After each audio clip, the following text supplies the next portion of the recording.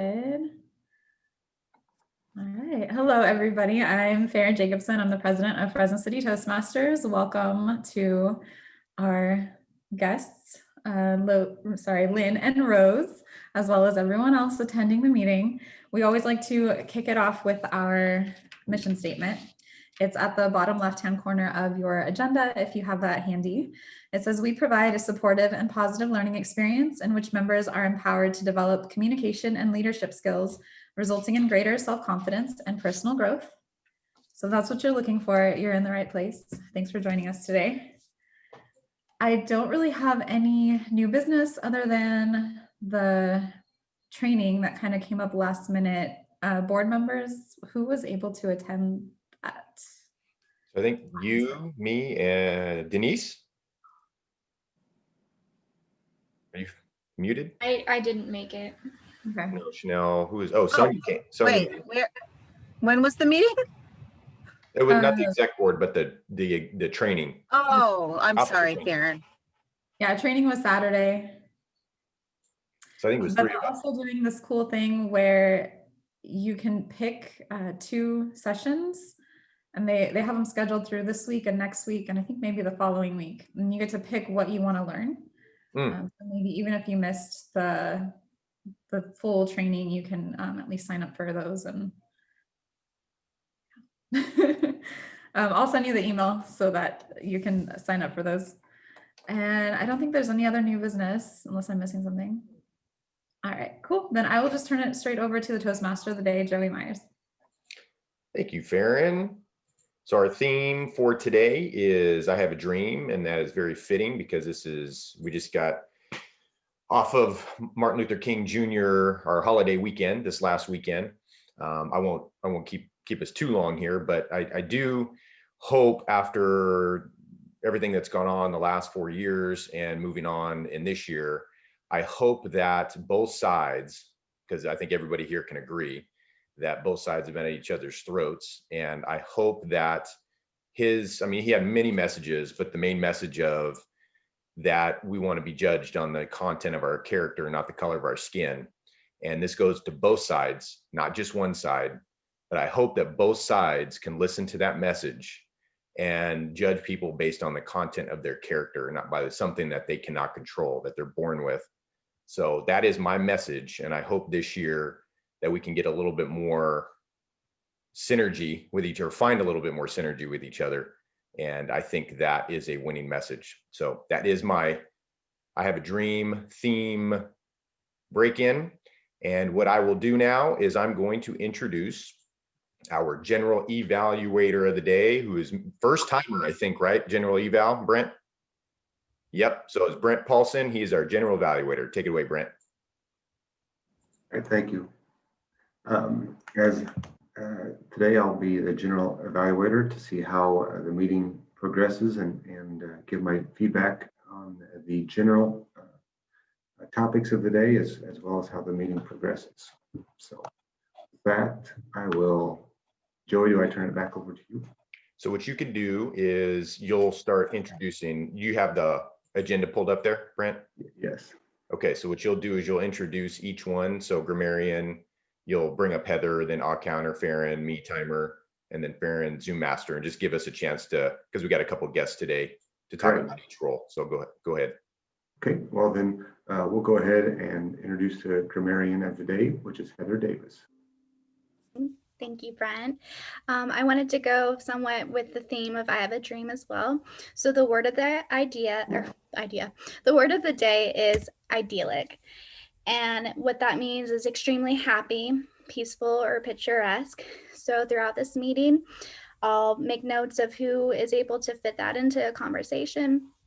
So just kind of give an example is my idyllic dream home is somewhere out in the countryside, deep in the woods, away from the far, like the busy city. So if you can fit that in, and I'll just make notes of that. So thank you, and I'll turn it back over to Brent.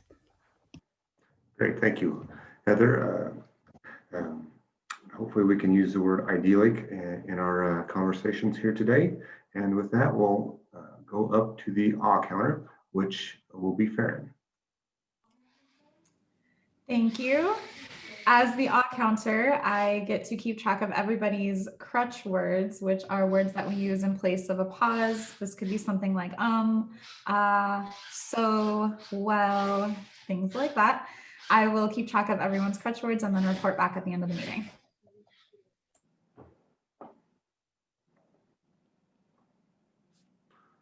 All right. Thank you, Farron. And with that, we'll continue on and I'll introduce Joey, who will be our official timer today. Thanks, Brent. So I'll be using the handy dandy Toastmaster timer deal. And for those that don't have that yet, you can get the name of that so you can download it on your phone. It's called timer 4, the number 4 TM without the hashtag on it. So timer 4 TM. So for those that are going to be timer, this is the easiest one. I would do the backgrounds. We have the colored backgrounds, which work out a lot better, but because my background is a little bit crazy, that it looks all weird and pixelated. So I'm going to use the app when timing. And Chanell, your speech is 5 to 7 today? 5 to 7. So the speeches will be 5 to 7 minutes, where Chanell will see green at 5. So it'll pop up green. I'll try and do it without the glare on it. And then yellow at 6, red at 7, which you should wrap it up. And then for our table topics, which we'll have plenty of time for today because we only have one speech. Table topics are 1 to 2 minutes, green at 1, yellow at 1.5, and then red at 2. And then we'll have one evaluation today of Chanell's speech, and that evaluation will be 2 to 3 minutes, which we'll see green at 2, yellow at 2.5, and red at 3 to wrap it up. So that's what I'll be doing today. Time in the speeches, evaluations, and the table topics. Thanks, Brent. Right. Thank you, Joey. And today, our Zoom master is Farron. So if you would like to describe your duties as Zoom master. Yeah, doing double duty today. As Zoom master, how do I explain that? I will spotlight people who are speaking. So our speaker, Chanell, and then I will spotlight the evaluator. And that just helps it to show up better on YouTube when I upload this later. That way people can go back and watch themselves speak and maybe catch something that the evaluators didn't catch, or anybody can really go and check out the meeting if they missed it. And I also forgot during my introduction to say what our Zoom housekeeping rules are. So you may have noticed, Rose and Lynn, that we're doing this. That's how we applaud to kind of pass the baton over. We do this, our jazz hands. And then also, if you do need to get up and move around your space, we like to stop the video so that it doesn't distract other people. And that's about it. Otherwise, keep yourself muted as well, unless you're called upon. That helps the meeting run more smoothly. Zoom master.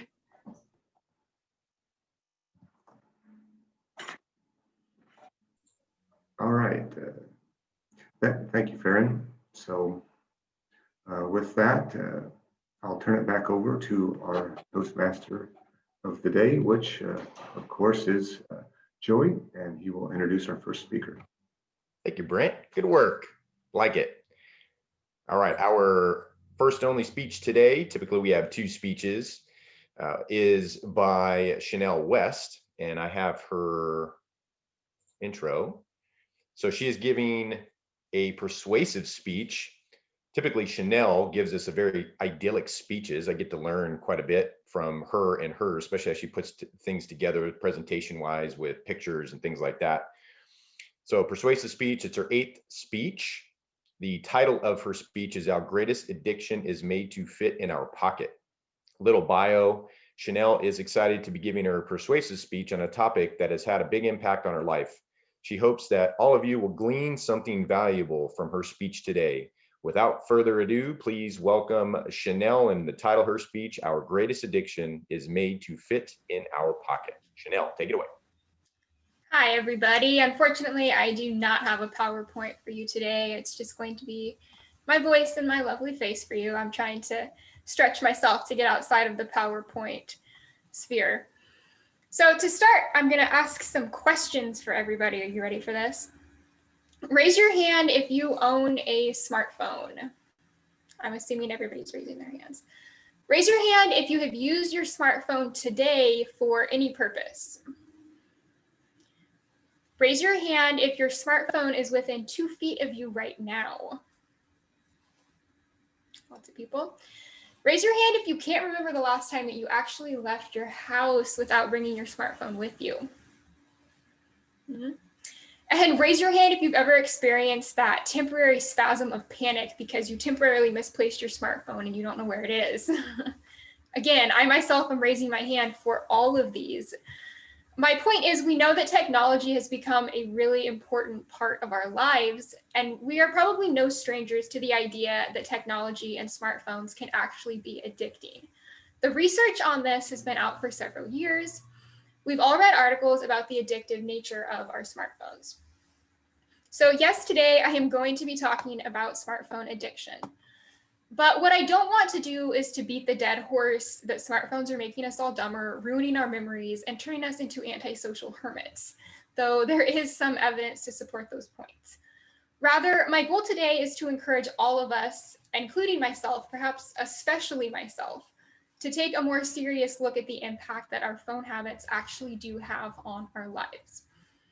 Before we take a dive, though, into the specific harmful effects of smartphone use, I want to start by making a comparison between smartphone addiction and another addiction that ruled our society a few decades ago, which is cigarette smoking.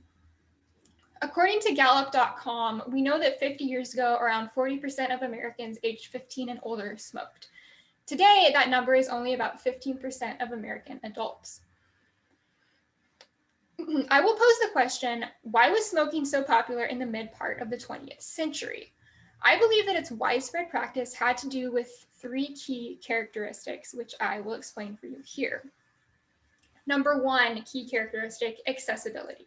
Cigarettes were cheap and available everywhere, so it was very easy to start and sustain the habit. Number 2, social acceptability. Lots of people smoked, and you could smoke pretty much everywhere. Not only was it accepted, it was actually encouraged a lot of times, and the stigma was very minimal. And number 3 key characteristic is that there was lots of advertising. The market was flooded with ads and commercials for smoking, and they all depicted smoking as the good life, or put differently, as something that was idyllic. It would make you happier and more satisfied. Now, do these traits sound familiar to you at all? Does it sound like perhaps these traits might relate to something else that is designed to fit in our pocket, just like a pack of cigarettes?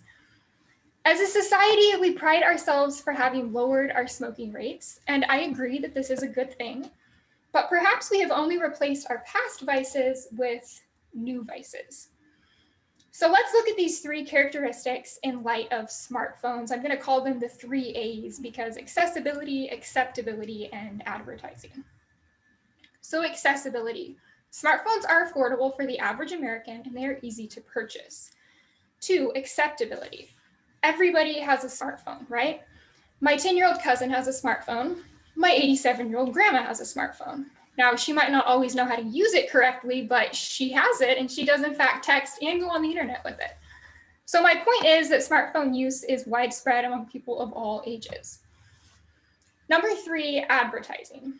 I probably don't need to spell this one out because we all know that Apple, Samsung, Google, Verizon, AT&T, all of the smartphone makers and service providers are one of the most advertised things in our society. And all of the ads, again, like with the cigarette ads, depict smartphones as something that will make your life better. They will give you the good life, they will make you happier, cooler, and more satisfied. So we have established that smartphone use is in several ways similar to America's past cigarette habit.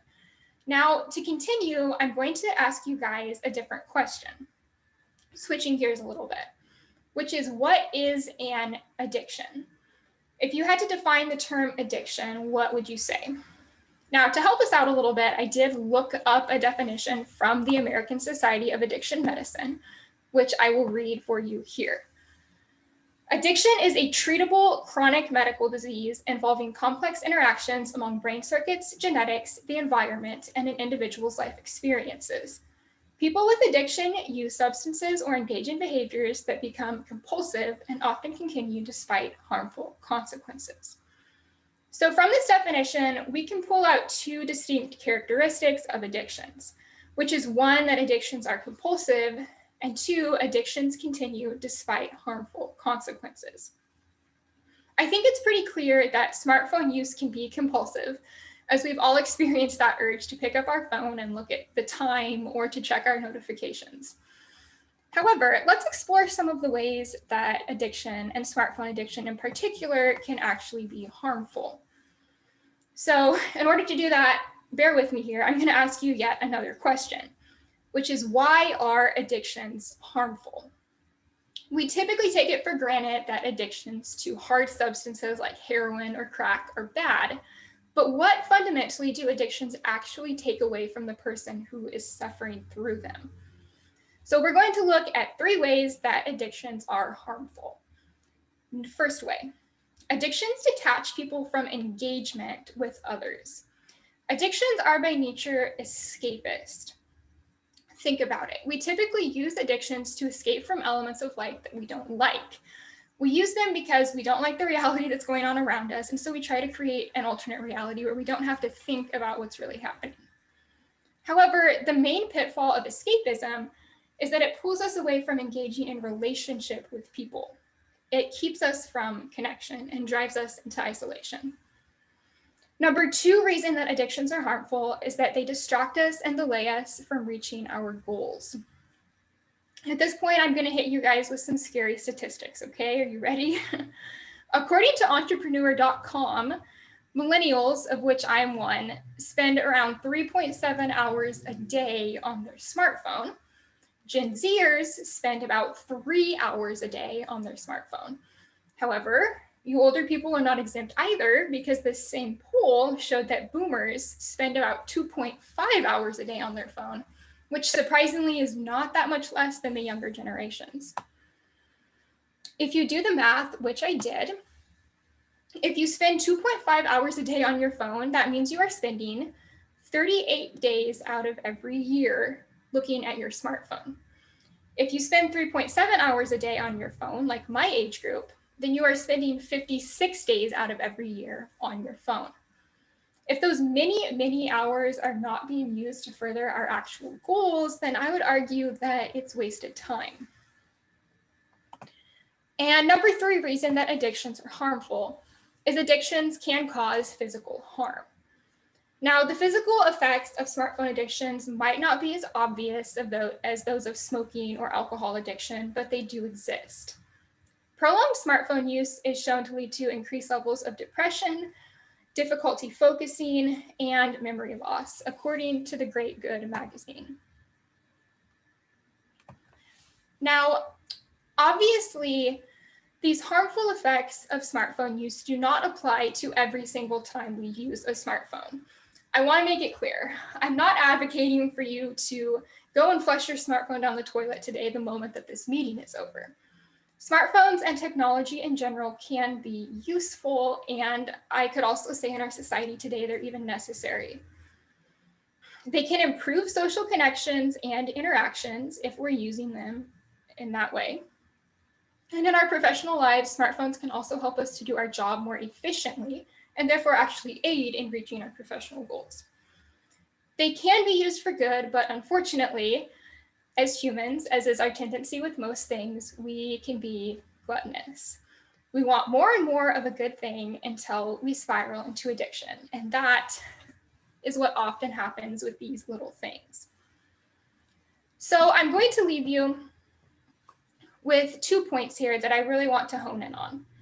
The question is, how do we recognize smartphone addiction in ourselves? And how do we know that it's really harming us? So I implore you to ask yourself, along with me, the following 2 questions regarding your relationship with your smartphone. Number 1, is your smartphone usage bringing you closer to other people, or is it pushing you farther away? Is it helping you to connect, or is it causing you to detach? And number 2, is your smartphone usage helping you to gain more knowledge, learning, or experience to help the world around you, to engage in society, to do something purposeful and meaningful with your life? Or is it just serving as a meaningless distraction? Friends, the good news is that we get to decide how how we are going to use those 38 or 45 or 60 days a year that we are spending on this device.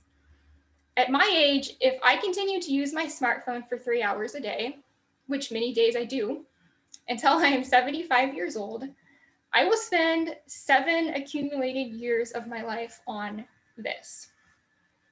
Now, I don't know about you, but spending that much time doing any of one thing demands that we scrutinize and closely examine how we are using it.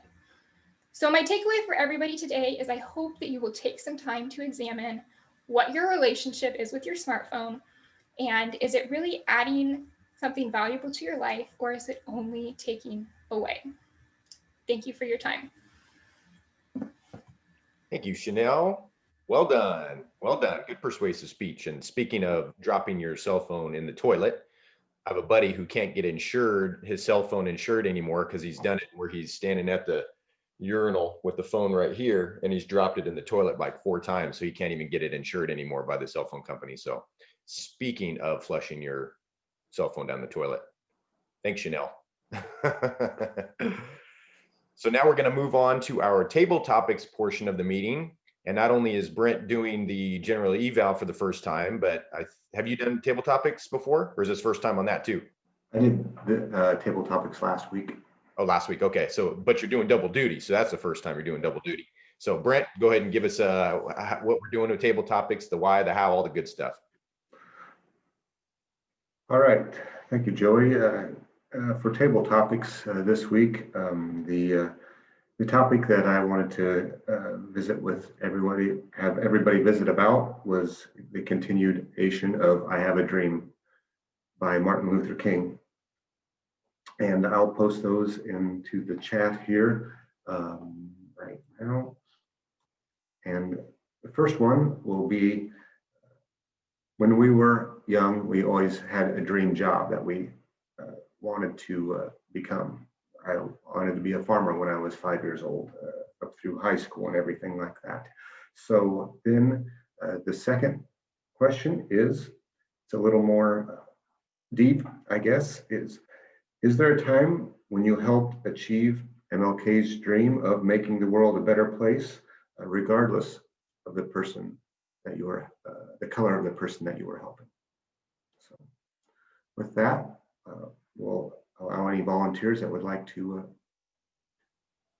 answer any of those questions.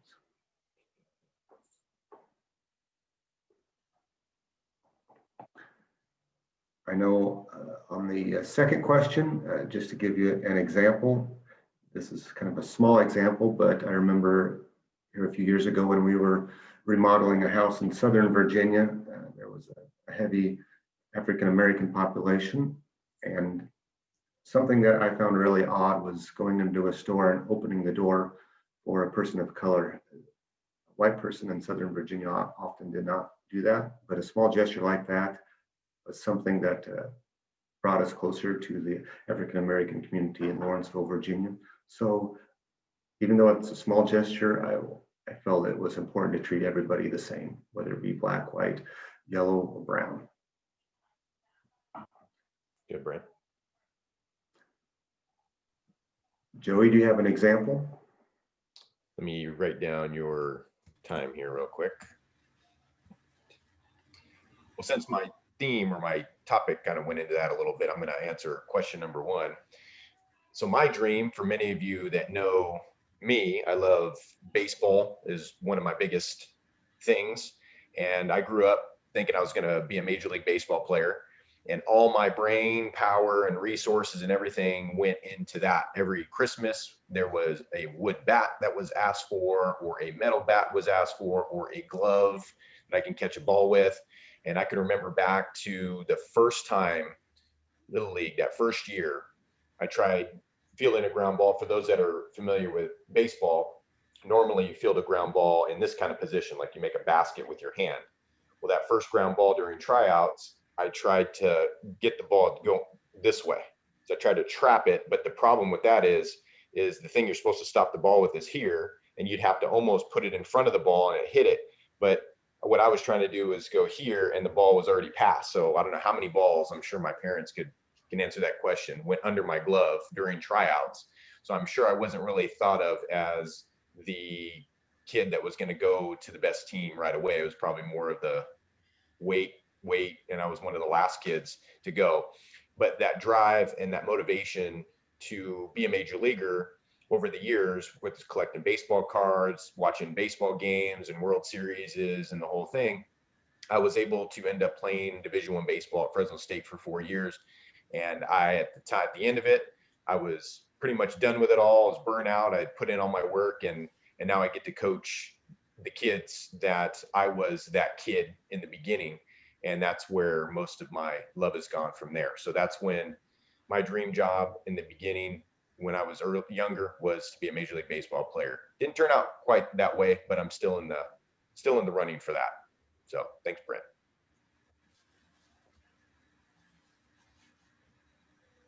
I'd also like to answer. Oh, go ahead. You want to go? No, go, Sarah. Go, Sarah. I also like number one. What is your dream job when you were a kid?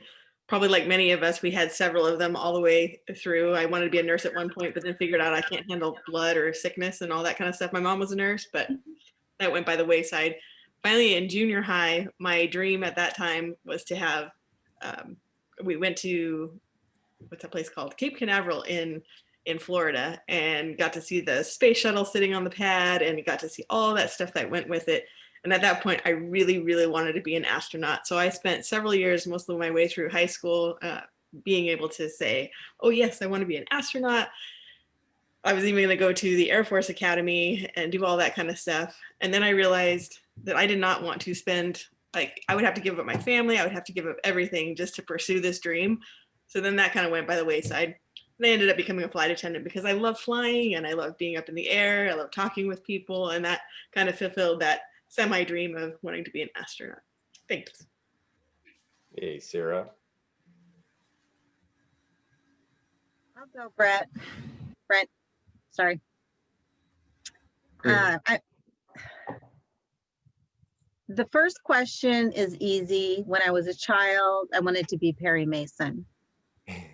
But I joined Toastmasters to help in my public speaking in difficult situations. So I'm going to answer the second question. And because I'm an emotional person, I'll probably cry. Just thinking about it. Of course, I already am. And the reason being is that race is such an issue right now. And I feel like the question in itself in helping achieve Martin Luther King's dream is that obviously that hasn't happened. And all these years later, the fact that it's still happening, race issues, just is devastating to me. And I think until non-Black people recognize our responsibility in recognizing our privilege, it's not really going to change. So I don't know what the answer is, but I think that that is something that we all have to sit and reflect upon on how we can change ourselves and the way we see things to really accomplish that idyllic dream of Martin Luther King, that race really doesn't matter. Until we recognize that we have bias in ourselves, that's just never going to change. So I attended a Black Lives Matter protest, a very peaceful one in Fresno that was created or coordinated by a couple of different churches. And it was non-denominational, and it was beautiful. And it's happened all over the country, and it's possible to be peaceful and protest. And that's all I have to say. Great, that was very moving. Thank you. Anybody else that would like to go? Storm, did you raise your hand? Okay. Trying to find the unmute button. So I'll go with the first theme of the day. So the first one was my ideal childhood dream or something like that. As a child, I really thought that I would love to fly. Love it. I would always watch the airplanes go by, and then my passion for flight moved into rockets and stuff like that. I was so amazed at the power, at the ability to fly like a bird, because I would imagine and daydream for hours a day. And I thought to myself, well, an idyllic world would be you could go anywhere via airplane that you want to, anywhere in the world at any time. And I felt that was something I would be really passionate about. But I never got a chance to be a pilot or a flight attendant, but I've had several interesting experiences where I'd be in airplanes for a birthday or something like that, maybe a World War II airplane, or even where it has the two wings up there, and it's a reverse trike where there's front wheels. I always had the biggest fear of having the wheels in the front because something could go wrong, because I'm thinking, well, if you push a shopping cart backwards and the back wheel is it just goes weird. I thought that maybe it could crash. But overall, I've always enjoyed flying, so I've taken that up to drones, the modern helicopters, and that is how I live my passion. Even through my computer and electronics, I could actually see what I'm doing, whether it's on the computer or if it's actually in the sky around the house. Storm. Great, thanks, Storm. Winnie, did I see you raise your hand earlier? Yes, I can try the first one. When I was a kid, my dream job was a teacher, because my mom was a principal in a small elementary school, and I saw her. She was a model for me. She had a lot of passion on her job. He always put her job on the first position. She always had a good relationship with the other teachers and students, and I really like that the way she has the passion on that. But when I grow up, I feel that that position too hard for me. It's hard to teach others people. You need to have a good relationship with the teachers, the students, how to teach them. They can understand all the questions, all the stuffs.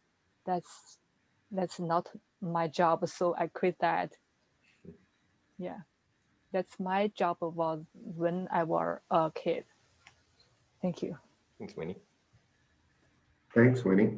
I appreciate the insight there. See, would anybody else like to go ahead and try the table topic for today? I'll try. Heather. I really want to answer number 2, but I feel like it's on such a small scale, but even the smallest things can make a big impact. And I went to Clovis High, Clovis Unified School, and I was a soccer player.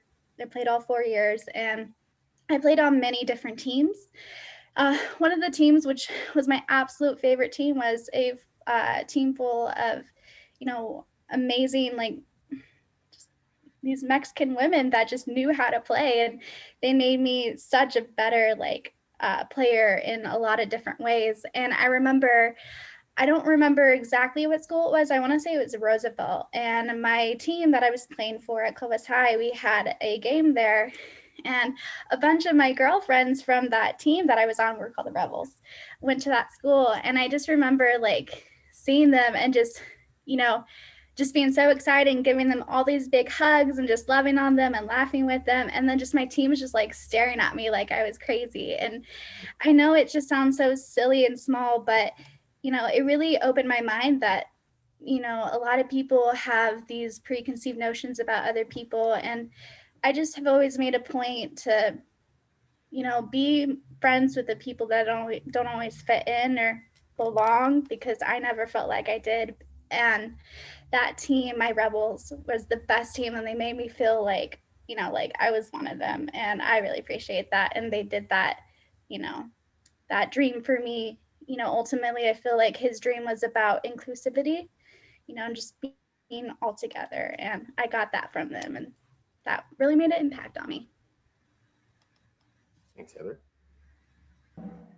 Great, thanks, Heather. That was a great speech there. And let's see, we have probably time for one more. Taylor, would you like to take a stab at one of those questions? Yeah, sure. I can try to answer number 2. So in my current job right now, I work with almost 90% Punjabi and Sikh Indian farmers. And before this job, I had never really been exposed to that culture. So it was a little intimidating for me at first with the language barrier. And often I communicate with these farmers through their children who speak English. But it's really opened my eyes to like a whole new population of people who I now consider friends. And I think I've taken a lot of time to like learn about their culture so I can better communicate and then serve them in my job.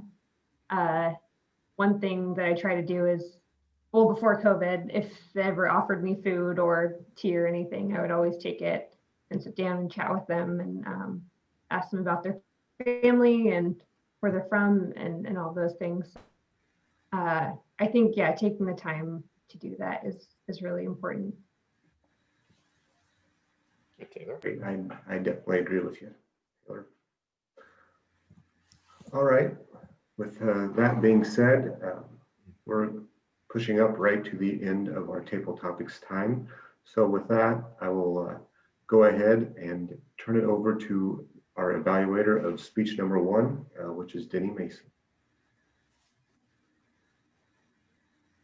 Hello, everybody.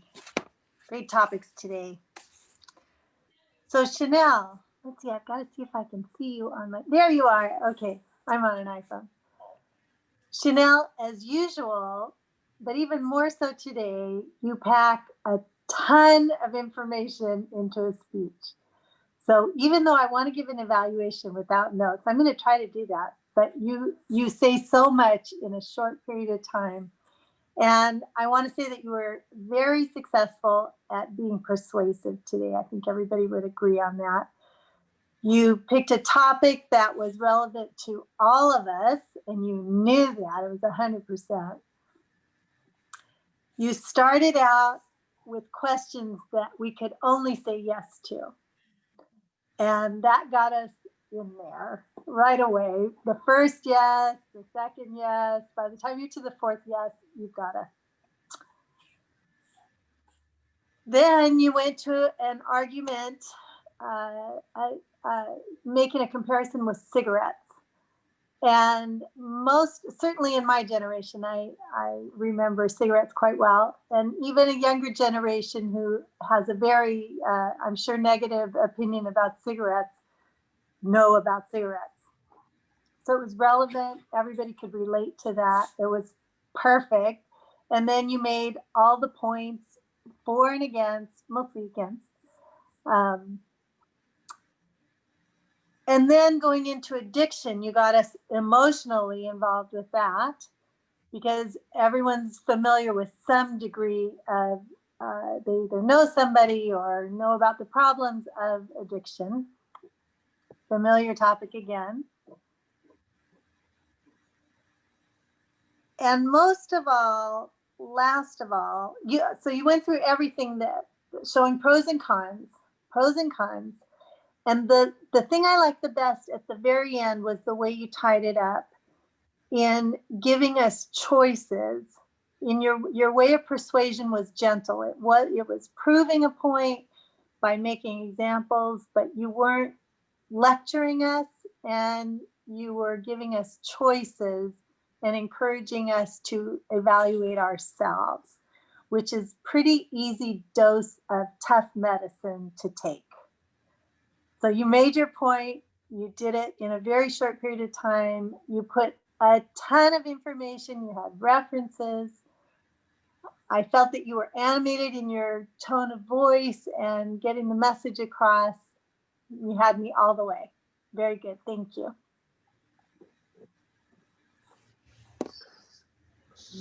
Great. Thank you, Denny, for that good evaluation of Chanel's speech. With that, we will move on to some reports from people that have helped us through this meeting. The first one will be the timer report. So, Joey, I believe you were the timer, so take it away. Thank you, Brent. Good work today so far, by the way, doing double duty and this being the first time a general eval. So on our timing, Chanell, great speech. Like Denny said, lots of information, and I enjoy seeing more of a persuasive speech from you. Came in a little high, but we only had one speech, so it was good. It was all good information. 10:31. Table topics, Brent came in at 38 seconds. He was giving us a little example of how to answer these. I came in 152, Sarah 1 minute even, Denise 221, Storm 151, Winnie 115, Heather 141, Taylor 107. So overall, everybody did great on that, coming in right on the landing pad. Evaluation, Miss Denny, she came in perfect, 248. So that is my timers report. Thanks, Brent. All right, thanks, Joey. Appreciate all your hard work today. We'll go on and move to the counter report, which will be Farron. Thank you, Brent. In an idyllic situation, we would take a pause and a breath and while we're trying to find our words, but a lot of us have been using crutch words, especially today. I got something for everybody. We'll start off with Brent. You have a really sneaky or it comes right before you say the word and it's barely there. Joey, I got 4 so's on you today. With me, I had several ums, so's, and a yeah, and a kinda. Chanell, I got you on 6 so's. Sarah, just 1 Denise, you had several ums and uhs today. Storm, 1 2 so's, much improved. You're doing a lot better. Winnie, 3 ums. Heather, 3 ums. 7 you knows. I think that's your favorite. And 2 likes. Taylor, you had some ums and uhs and also a yeah. That's one that I do a lot too. So just something to, when you're finishing a thought, you say, so yeah. And I do that all the time. And Denny, 5 ums and 1 so. There's your report. Great, thanks, Farron. I know my wife catches me quite often on my little crutch words too, so that's something that we should all watch. We'll move on to grammarian report. So the grammarian today was Heather Davis. Thank you. And you are definitely right, Farron. You know is definitely my favorite phrase. I'll definitely get better. See, and I'm replacing it with definitely. But beside the point, a few of you did get the word of the day. Farron, you snuck that one in there. Denise, I got Joey, and Brent, I think you said it at the very beginning. I don't know if I missed anybody though. I think that was everyone. I did say it in my speech at one point. point. Yes, thank you, Chanell and Chanell. So almost half have fit the word in of the day. And thank you. And pass off back to Brent. Great, thank you, Heather. I appreciate everybody using the word idyllic in their speech today. For general evaluation of the meeting today, Farron started the meeting on time at 12:05. We have 2 guests, Rose and Lynn. We appreciate you joining us for our Fresno City Toastmasters. Joey introduced the topic of the day, which is I Have a Dream from MLK. And of course, Heather used the word idyllic as the word of the day. And I know Chanell definitely had a passionate speech, and I could tell in her. Oh, Brent, you went muted. Boom, there you are. I apologize about that. So, did you hear any of my? We saw, yeah, I heard all of it, but I think you dropped off after Chanel's speech. Great. Sorry about that. For table topics, we had a lot of good conversation on various topics that affected all of us, and Denny gave a great evaluation on Chanel's speech today. With that, I will turn it over to the president for her closing comments. Good job, Brent. Yeah, great job today. I think the meeting went really well. Chanel, I really loved your speech. My phone is definitely my addiction. Thanks for pointing that out. It's something that I need to work on. Let's see. Let's go with comments from our guests first, if you don't mind. Rose or Lynn, if you would like to say how you found out about us and what you thought of the meeting, any questions you have. Yeah, I said I really liked your meeting. There's a lot of things that I realized, hey, I need to work on that. For example, I say a lot, or I lead with so. I did it again. But other than that, I mean, I really loved your topic. I think you're a great group of people, easy to talk to. I kind of like how it's Zoom. I'm a little shy, so it's easier to kind of go into like the whole motion doing things via Zoom, and hopefully we can meet again in person. But I definitely want to join, and yeah, I'm interested in signing up. Oh, I think I mentioned it too earlier when I first started, but I initially found a group through my father. He was in Toastmasters years ago, like over 10 years. And he first started off stuttering. I know if all of you heard this, I'm sorry to sit through it again, but he would stutter. And now, I mean, he's an amazing speech writer, and he gives speeches. He's president of associations. So he has a lot of confidence that he got from Toastmasters. And I hope to learn from you guys. That's really good to hear. How did you find our club specifically? Because there are several in Fresno. I just put in an address. There was a bunch of them that showed up, and I don't know, for some reason I chose yours, and I'm here now. Awesome. Welcome. Sweet. And Lynn, you don't have to turn your video on or anything, but did you want to offer any comments or questions? No. So again, I just want to thank you all for sending me the invite to join today's session. I just wanted to improve my public speaking. A friend of mine said, hey, check out Toastmaster. I never heard of you guys. I Googled it. You all can. I am a student at Fresno City Community College. And yeah, you all just popped up. So I said, okay, I'm gonna check it out. I've been watching. I said that I was gonna sit in on one of your sessions about maybe 4 weeks ago, but I just kept missing the time. The time. When I look up, it'll be 12 o'clock. So I definitely use my phone to set a reminder. To join today's call. So I'm glad that I had a chance to sit in. You all awesome. And I just look forward to joining more sessions. Thanks for having me. Welcome, Lynn. Thank you. Awesome. And you have the opportunity to sit in on 3 meetings before we do ask you to sign up. So you get 3 free ones, I guess 3 free. All right, cool. Thanks. Of course. Let's fill out next week's agenda.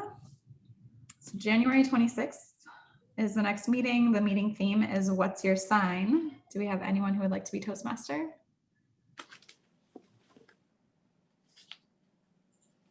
Did you want to maybe put Sonia in there maybe?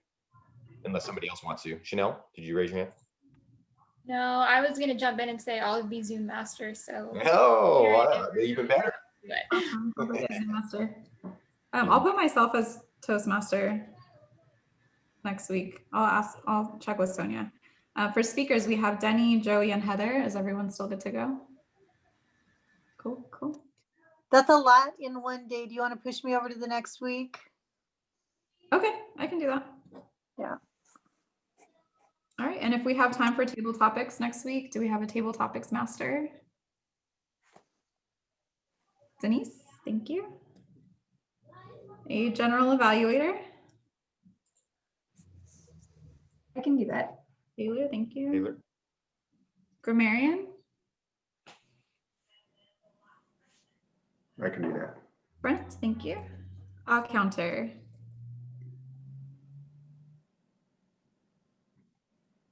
Denny, awesome.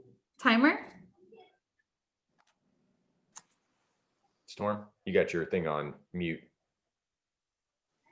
It's like you didn't push your button in the game show. Yeah. Storm, you want It timer? was all hand signal. All right, and then we need 2 evaluators. So for Joey's speech and Heather's speech, anyone would like to evaluate? I would like to evaluate. No, cool. And a second evaluator? All right, I just have to step away. So what do you need me for? Evaluator? Oh yeah, that's great. Okay. Thank you. All right, that is filled out. Does anyone want to claim a spot for a speech on either February 2nd or February 9th? Winnie? Everyone's being shy. It's okay. We have time. I'll do February 2nd. Yay, Sarah. Yay. Awesome. I have a question. Do you choose topics or themes for that day, or everyone just comes up with something? There is a meeting theme that is on the second page of the agenda. So we have What's Your Sign? February 2nd is morning routines. February 9th is National Pizza Day. As far as the speech topics that you give your actual speech on, Toastmasters has a curriculum. There are actually 11 different curriculums. They're called pathways. And when you join, you get a free pathway, and it gives you not the topic of your speech, but just a framework of what your goal is for that specific speech. So it doesn't have to match the meeting thing. Yeah, that first one is an icebreaker. So the icebreaker is where we get to learn a little bit about you. And that could be, sometimes people will go maybe chronological in 4 to 6 minutes. They'll just go throughout their life, major milestones, and they'll talk about that. Or sometimes they'll zoom in to a certain area of their life and talk about that. So that's just about how that first speech will go. And Rose, you've been in touch with Denise, right? Mm-hmm. Okay, so you have her info. Okay, cool. Yes. So she can help get you through if you like you said, you decided to join. She can help you with the application, and then we can get you in. Great, thank you. Awesome. And last but not least, we'll do our rewards. We normally give stickers that we wear on our badges when we're in person, but we just give virtual stickers now. Chanel, great job on your speech, as well as Brent for taking double duty today, and Joey for taking double duty and also being Toastmaster at the last minute. I think I asked him about 3 hours before the meeting if he could do it. Pulled that out of the hat. So thank you so much for that. Great meeting today, and we'll see you back next week. Hold on, Farron. One thing. So we got our exec board meeting coming up. We have a couple things to talk about. I know Storm just mentioned something about meeting in person, so we can bring that up at our meeting again and see, maybe revisit that. And was there anything at the training, Farron, that you saw that wanted to talk about? I know there was one thing I was talking to Sonia about. I have to think about it. I have to ask Sonia. But was there anything else that anybody else here that obviously didn't come to the training, but maybe that we can bring up during our exec board meeting that you guys are wondering about? Will they do a makeup? Yeah. How we do a makeup? And Farron, the makeups you were mentioning in the beginning, are those before exec or after? They're not really makeups.